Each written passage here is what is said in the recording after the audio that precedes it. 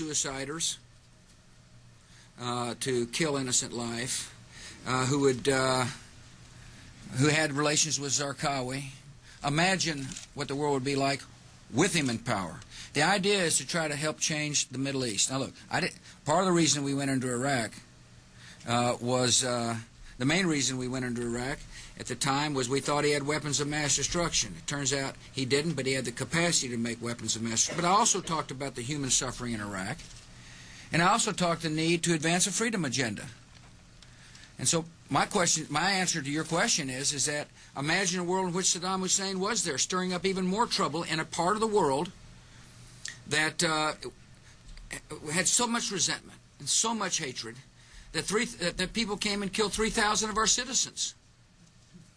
You know, I've heard this theory about, everything was just fine until we arrived, and kind of stir up the hornet's nest theory.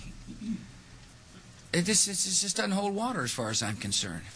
The terrorists attacked us and killed 3,000 of our citizens before we started the freedom agenda in the Middle East. What did Iraq have to do with what? The attack on the World Trade Center. Nothing, except for it's part of, and nobody's ever suggested in this administration that Saddam Hussein ordered the attack. Iraq was the lesson of September 11th is take threats before they fully materialize, Ken. Nobody's ever suggested that the attacks of September the 11th were ordered by Iraq.